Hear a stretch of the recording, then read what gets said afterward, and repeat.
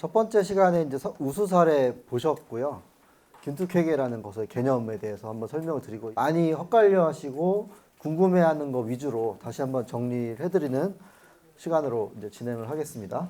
자, 그 균특회계 그 국가균형발전특별법에 의해서 생긴 특별회계입니다. 당연히 그 제목에서 나왔듯이 그 지역의 균형 발전을 위해서 만든 재원이고요. 주 수입원은 이제 주세와 수도권 과밀 부담금. 그 사업 추진이 그렇습니다. 지역 간의 불균형 해소, 그 다음에 지역의 스스로 자립적 발전을 지원하는 것, 그 다음에 국민 생활의 균등한 향상, 장기적으로는 이런 취지로 만들어진 회계인 거죠. 흔히 말하는 지방비와는 다르게 국비인데 지역만을 위해서 사용할 수 있는 돈이라고 보시면 됩니다. 그래서 이제 계정이라고 부르더라고요. 그러니까 기재부에서는 계정이라고 부르고 계정이 여러 계정이 있습니다. 지역 자율계정, 지역 지원계정, 세종특별자치시 계정, 제주도특별자치도 계정. 앞에 두 개가 이제 균특회계에서 진짜 목적대로 쓸 수 있는 돈입니다. 그 중에 이제 지역 지원 계정은 쉽게 말하면 가장 대표적인 예가 광주 AI 집적단지 사업입니다. 얘는 이제 국가가 특별한 어떤 정책을 달성하기 위해서 그냥 특정 지역에 돈을 좀 이렇게 쏟아붓기 위해서 특별히 기획해 집행하는 사업이라고 보시면 되고, 얘는 이제 회계만 균특회계지만 사실 중앙정부에서 결정해서 진행하는 사업이라고 보시면 될 것 같고요. 이제 우리 그 스마트 빌리지는 지역 자율 계정에 포함되어 있습니다. 지역 자율 계정은 다시 시도 자율 계정하고 시군구 자율 계정이 있는데 시도로 편성되어 있습니다. 그럼에도 불구하고 시도에서 자율적으로 시군구의 자율적인 어떤 수요를 접수해서 시도가 이제 최소한의 조정으로 편성할 수 있도록 진행을 시킬 거고, 이제 지역 자율 계정 같은 경우는 벌써 2005년에 시작됐던 사업이고 이름은 뭐 계속 바뀌었습니다만은 뭐 계속 잘 이렇게 꾸준히 재원이 증가하는 것 같고요. 2023년에 12.7조 이것을 이제 17개 시도로 나누면 약 지역별로 이제 차이가 있겠지만 뭐 8천억에서 1조 사이를 지역이 받아 가시겠죠. 그래서 이 정도 있어요. 사업들을 좀 보시면 국토부 도시형 교통 모델, 농식품부 뭐 농촌형 교통 모델, 뭐 문체부 이렇게 부처별로 다 있고요. 이번에 과기정통부 사업이 처음으로 들어온 거예요. 딴 사업들은 보면 주로 이게 뭐 길 내고 뭐 건물 올리고 이런 사업이에요. 근데 우리 사업만 이제 ICT를 접목한 소프트웨어 사업이라서 이제 여러 가지 의미도 있고 좋은 취지인 것 같긴 한데 아마 이제 그 지역에서는 부담을 느꼈던 게 사실입니다. 저희 처음에 이제 되자마자 간담회부터 했는데 많이 부담스러워 하셨고 아마 지금 오신 선생님들도 부담스러울 것 같긴 한데 그래서 다른 사람보다 좀 어려워요. 그래서 저희가 교육도 해드리고 컨설팅도 해드리는 게 이제 이런 이유가 있습니다. 이제 이 목록을 잘 보시고 나중에 이제 올해는 이제 끝났고 내후년 예산을 바로 이제 편성을 하셔야 되잖아요. 1월부터 시작할 건데 그때 유의하실 게 이제 여기에 있는 다른 사업이랑 중복이 안 돼야 되겠죠. 근데 결합은 가능합니다. 중복이 되면은 사실은 제일 위험하잖아요, 우리가. 중복 안 되게 조금 관리를 좀 해주시면 좋을 것 같습니다. 자, 균특회계에 있는 그래서 스마트 빌리 사업이 뭐가 좋냐 이런 걸 이제 말씀을 드리려고 합니다. 아까 뭐 성공한 사례와 덜 성공한 사례를 제가 좀 말씀을 드렸지만 어쨌든 최신 기술, AI, 빅데이터 같은 흔히 말하는 4차 산업혁명을 선도하는 기술들을 진짜 지역에 선도적으로 해보는 혁신적인 사업입니다. 두 번째는 아까 스마트 경로당을 제가 이제 많이 말씀을 드렸는데 이제 성과가 잘 드러나고 단체장이 관심이 높을 수 있는 사업이 맞습니다. 그래서 잘 이용하시면 좋습니다. 세 번째 항목은 우리는 소프트웨어 서비스 사업이라서 인프라 중심의 사업과 따로 가도 되고 결합을 해도 되는데 이왕이면 결합하는 게 저는 좋을 거라고 생각을 합니다. 그리고 이게 올해 신청하신 지자체별 신청하신 사업들을 보니까 보통 보급 사업, 확산 사업도 20억 위아래로 많이 편성을 하셨더라고요. 이게 아까 이제 8천억에서 1조라고 했잖아요. 그러니까 8천억에서 1조 실링이 있는데 이제 아까 국토부나 이런 게 돈 많이 들어가는 거 우선 배정을 해놨을 거잖아요. 그래서 지자체 시도에서 이제 좀 보니까 배정 큰 거 미리 계획된 거 다 배정해 놓고 이제 2, 30억 짜투리 남은 걸로 뭐 할까 할 때 스마트 빌리지가 딱 보여서 넣었다는 사례가 좀 많이 있더라고요. 그러니까 약간 이제 이건 운영의 묘 같은데 자투리 예산으로 성과를 잘 낼 수 있는, 그러니까 4차 산업혁명 하는 최신 기술이고 단체장 관심이 높은데 돈이 많이 안 드니까 되게 좋은, 그러기에 딱 활용하기 좋은 사업이라고 시도의 긴투케계 담당자 분들이 많이 얘기를 해주셨어요. 그 다음에 이제 다음 페이지 보시면 이제 이런 취지와 특징이 있으니 예산 규모는 정말 알아서 하시면 됩니다. 최소한의 가이드는 신규로 하는 선도 사업은 10억, 그 다음에 보급 확산 사업은 그래도 관리 힘드시니까 100억 원 넘지 말자. 아무튼 그래서 자율적으로 하시되 저희가 최소한의 이제 봐드리는 게 있어요. 이제 그래도 책임 부처가 있고 지역에서 자율적으로 쓰는 돈이지만 책임 부처가 있고 부처의 정책 방향이 있으니까 그 정책대로 이게 잘 집행을 하시는지는 저희 그 부처와 저희 전문기관 NI가 그 관리 감독할 권한과 책임이 있습니다. 그래서 그 한에서 최소한의 저희가 개입을 조금 해드리는 거고요. 어쨌든 자율이어서 사실상 그 사업 목적에만 맞으면 마음대로 쓸 수 있어서 사실은 더 위험합니다. 그 공모해서 따갖고 하는 거는 따기 위해서 많은 노력들을 하시면서 사업이 내용이 퀄리티가 좋아지고 이런 경우가 있는데 자율적으로 편성을 하기 때문에 이제 덜 기획된 상태로 예산이 그 확정이 되면 이제 서로 이제 곤란해지는 거죠. 그래서 예산부서와 현업부서의 긴밀한 인식과 판단이 이제 중요할 것 같고요. 아까 이제 계속사업 질문 주셨는데 이거 일반적인 회계 그 예산 그 기획하는 거랑 똑같은 절차로 가기 때문에 당연히 단연도 사업으로 편성 가능하신 거고, 그게 이제 그 시도에서 승인만 되면 다음 연도에는 특별히 노력하지 않아도 계속사업 예산으로 그냥 알아서 박히는 거죠. 세부 과제별 예산도 사실상 자율이기 때문에 어떻게 보면 반대로 그 자율성은 높아졌으나 이제 여기가 충분히 검토하여 합리적으로 책정해야 될 책임이 이제 시군구에 있는 거죠. 그래서 예산 기획 시 비용 산정이나 이런 것들을 합리적으로 낭비가 되지 않게 잘 하셔야 될 부담이 사실은 좀 늘었던 거고요. 일단 시도 자율 개정이기 때문에 최종 예산 조정 권한은 시도 균특회계 담당자에게 있습니다. 그래서 시도랑 커뮤니케이션 잘 하시면 될 것 같고, 그래서 시도가 시도 균특회계 담당자는 아까 보여준 13개인가 부처가 다 다르잖아요. 사업 성격이 다 다르니까 시도 담당자분들이 되게 이제 부담스러워 하시는 거죠. 그래서 스마트 빌리지 사업도 어렵고 잘 모르겠는데 각 시군구에서 올라오는 걸 우리가 어떻게 조정하냐. 그래서 저희가 그거를 우선순위를 평가해 드리기로 했어요. 저희가 이제 관리부처로서 책임이 있으니까 일단은 첫 번째로는 이 사업이 스마트 빌리지 사업인지 아닌지를 일단 봐드리는 거고요. 그러니까 건설 사업 같은 건데 스마트 빌리지 신청하시면 안 되니까. 이 사업이 첫 번째는 스마트 빌리지 사업인지 아닌지. 그 다음에 두 번째는 아까 스마트 빌리지 사업이긴 하지만 기존의 다른 부처나 다른 부처에서 지원한 다른 공모 사업과 동일한 건지 아닌지, 중복성. 그거 두 가지를 먼저 봐드리고 그 다음에 그 두 가지가 충족이 되면 사업의 효과나 타당성을 보고 뭐 충남도에서는 그래도 10개 사업 중에 앞에 3개는 중요한 거니까 꼭 하셔야 됩니다라고 우선순위를 저희가 매겨 드리기로 했어요. 그래서 저희가 그 정도 이제 개입을 한다라고 생각하시면 됩니다. 자, 추진 절차입니다. 그래서 내년 기준입니다. 그러니까 24년 예산 기준으로 신규 사업을 하실 거면 이제 사실상 지금부터 기획을 하시는 게 좋겠습니다. 8월 말까지 하는 보통 중앙부처 예산 프로세스랑 일정이 똑같다고 보시면 돼요. 그래서 1월에 저희가 개정된 지침을 내려드릴 거고요. 그 지침에 따라서 사업계획 수립하시고 예산 편성하셔서 3월에 그 시도와 저희한테 동시에 내면 시도는 일단 취합하고 저희는 이제 아까 설명드렸듯이 우선순위 타당성 봐드리고 그 다음에 우선순위 매겨서 시도에 통보를 할 거고요. 그러면 이제 4월부터 정부안 확정되는 8월 말까지 시도에서 저희랑 계속 얘기하면서 예산을 이제 확정을 할 거고 8월 말에 정부안이 이제 국회로 넘어갈 겁니다. 그래서 이제 현재 계획상 8월 말에 예산이 사실상 끝나요.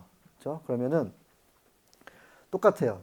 올해처럼 이제 교육을 해드릴 거예요. 또 확정된 사업의 담당자 선생님들 다 이제 모시고 권역별로 교육해드릴 거고 교육 끝나고 교육과 동시에 이제 컨설팅도 해드릴 거예요. 그래서 저희가 사전에 처음에 우선순위 볼 때 자세히 못 보잖아요. 미처 못 봤던 부분들 뭐 사업은 어떻게 추진하시는 게 좋겠습니다. 이 과정에서 뭐 주민들 수요는 어떻게 하시는 게 좋겠습니다. 이런 것들 저희의 경험, 그간의 경험을 토대로 저희가 이제 컨설팅을 해드릴 거고 거기에 저희만 있는 게 아니라 이제 해당 도메인의 전문가분들도 같이 모셔가지고 컨설팅을 하는 것을 도와드릴. 그러니까 9월부터는 연말까지는 그렇게. 그러니까 연초에 기획하셔서 예산 수립하시면 하반기에 저희가 컨설팅과 교육을 해드리는 이런 일정과 절차로 내년부터 이제 제대로 저희가 한번 해보겠습니다. 그래서 지침이 기재부가 만든 균특회계 전체 지침이 있고요. 그러니까 우리 스마트 빌리지뿐만 아니라 전체 균특회계를 쓰는 법에 대한 전체 기재부 지침이 있고요. 그다음에 스마트 빌리지에 대해서 과기정통부가 만든, 사실 저희가 만든 과기정통부가 내린 지침이 있을 겁니다. 그리고 실제 사업할 때 행정이나 실무에 관한 가이드가 될 안내서가 있습니다. 이 자료를 보고 이제 진행을 하시면 됩니다. 자, 이제 세부 사업 추진 시 모든 절차를 오늘 뭐 1시간 안에 다 뭐 설명드리는 건 사실 불가하고 가장 중요한 주안점 몇 가지 제가 소개시켜 드리고 오늘 교육을 진행합니다.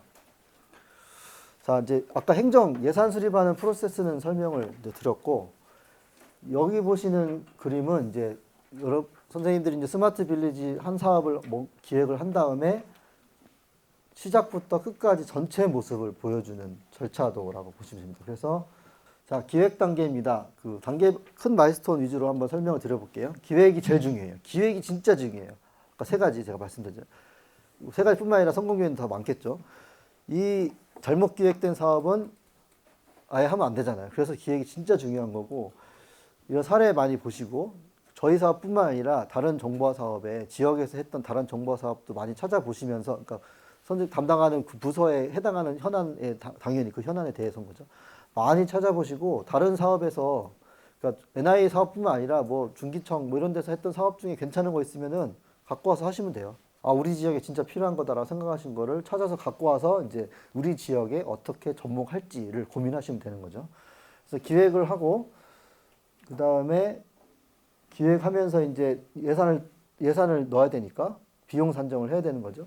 정보화 사업은 대부분 기존에 대부분의 사례가 있거나 그 제공해야 되는 기능 같은 게 다 단가가 있어요, 사실은. 아까 이제 CCTV 같은 것도 저희가 시범 사업을 한번 해봤잖아요. 그럼 업체들은 딱 그 저희 시범 사업 기준으로 자기네 단가를 만들어 놔요. 그래서 업체한테 그 장비나 그 AI 서비스 이런 거는 업체한테 그냥 견적 받으시면 돼요.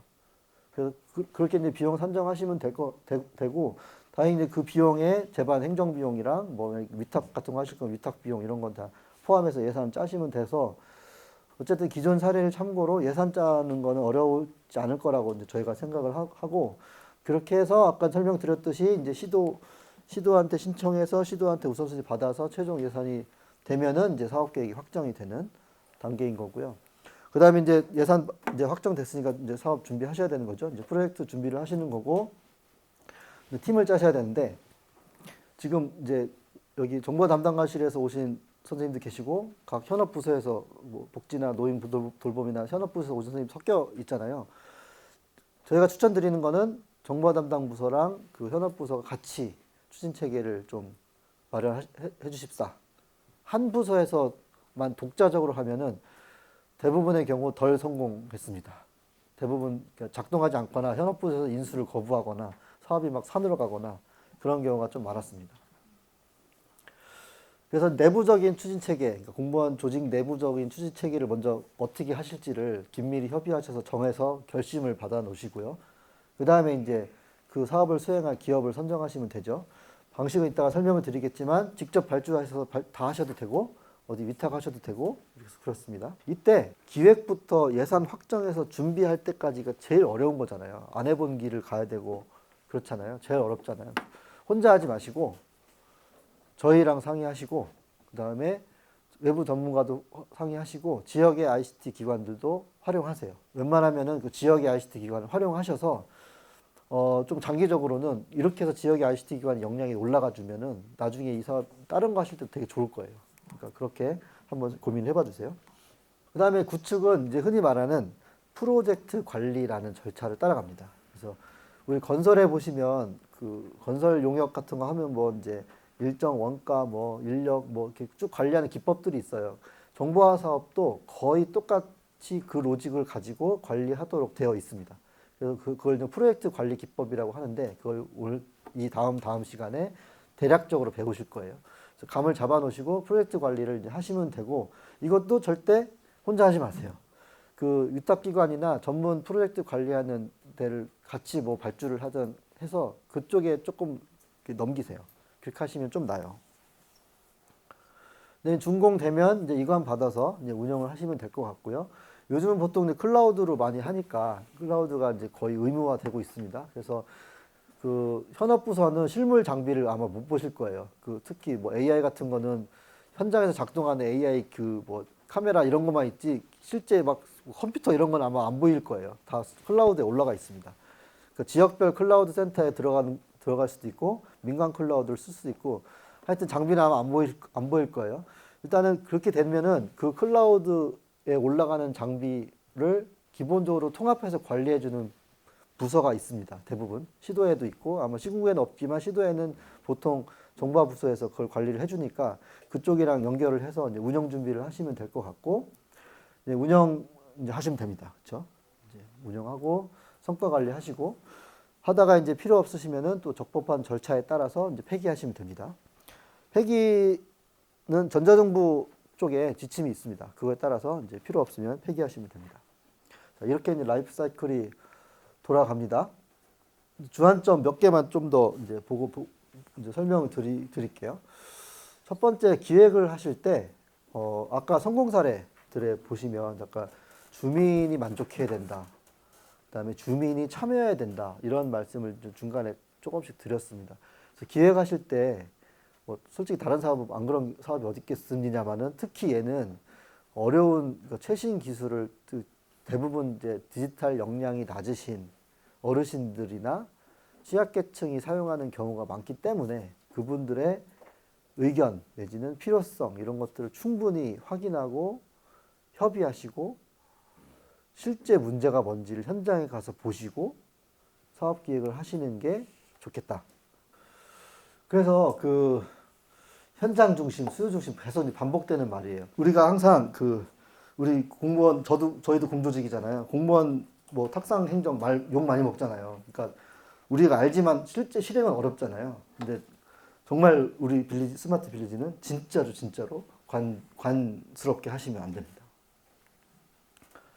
그 다음에 기술을 잘 보시는데 그 기술을 볼 때 얘가 R&D 막 끝났는지 그 다음에 아니면 현장에서 이 기술 검증이 끝났는지 아니면 그 다음에 비즈니스로 작동할 수 있는지 그러니까 흔히 말하는 상용화라고 저희가 표현하는데 현장에서 돈이 돌아가면서 돌아가는 건지 단계를 잘 보셔야 돼요.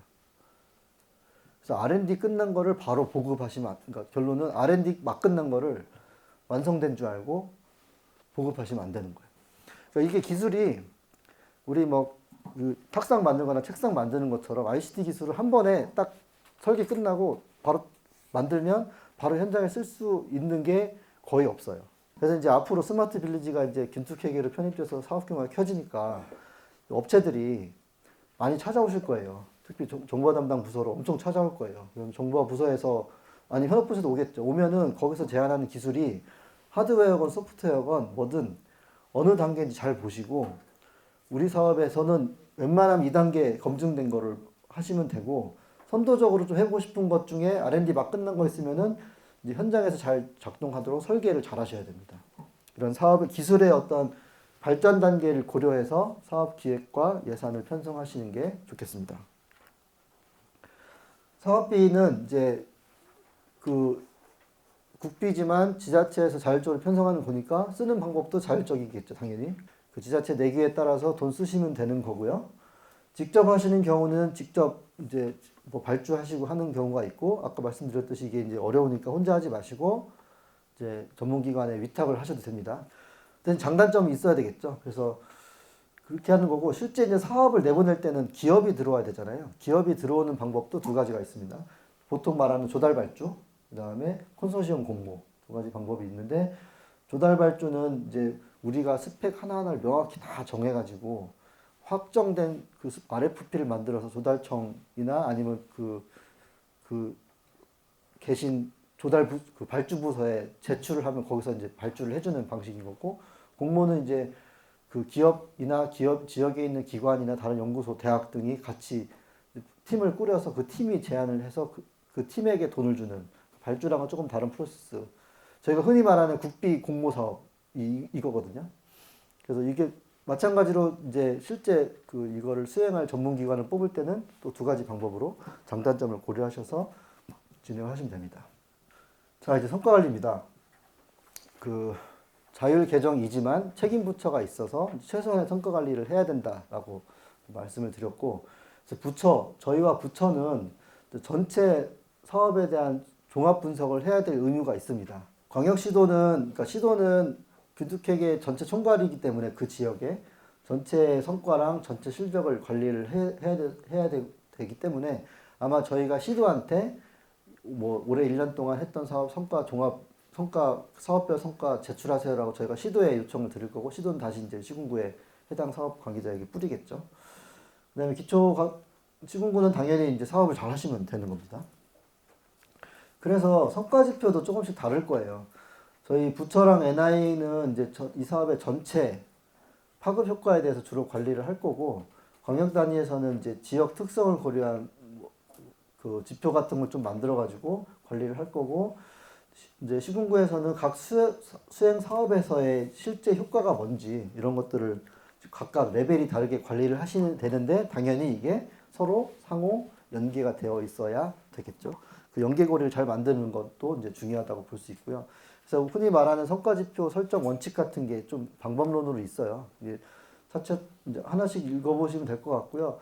이거는 이제 이 성과지표 유형은 뭐 저희가 만든 게 아니라 기재부가 그 정보화 사업 성과평가 할 때 그 기본적으로 출발하는 성과지표 분류표예요. 그래서 똑같이 받아다가 하시면 되겠습니다. 이 중에 이제 시간 관계상 가장 중요한 거 말씀드리면은, 자, 투입 과정 산출 결과예요. 그래서 저희는 결과 지표만 봅니다. 그래서 보통 저희가 이용자 만족도 정도는 좀 기본적으로 가지가시고, 그 사업이나 그 지역에 맞는 특화 지표 한두 개를 추가해서 하면은, 또 지표 너무 많으면 안 됩니다. 많으면 여러분이 힘들어져요. 많으면 안 되고 두세 개 정도로 해서 하되, 공통 지표와 특화 지표 정도는 좀 나누어서 관리를 해주시고, 공통 지표는 저희가 그 내년도 1월에 나가는 지침에서 가이드를 드리도록 하겠습니다. 자, 이제 운영입니다. 운영. 처음부터 이제 다음에 내 자리에 오는 다음 공무원 동료를 위해서 처음부터 운영을 고려해서 사업 기획을 해주시는 게 좋겠습니다. 그래서 운영할 때, 야, 이거 정보화부서랑 어떻게 일 나누고, 우리 안에 운영 지침을 어떻게 만들어야 되겠고, 이런 거 문서화를 이런 것들을 고민하고, 그 다음에 그 시스템 구축할 때 필수적으로 들어가는 게 뭐예요? 운영비, 그 시스템 운영비. 하다못해 인터넷 통신료, 스마트 경로당 사업에는 각 경로당별로 통신료가 월 1,000만 원씩 들어갑니다. 그거 예산 미리 확보 안 해놓으면 망하잖아요. 그러니까 이걸 받을 내 후임 또는 나가 운영을 할 때 덜 힘들게 그런 운영에 들어서 고려해야 될 걸 미리 사업 기획하실 때 다 고려하셔서 예산이랑 이런 거 하셔야 우리 동료 간에 그런 것도 있고, 항상 운영과 서비스 운영을 염두에 두시고 사업을 진행해 주시는 게 할 것을 간곡히 부탁드립니다.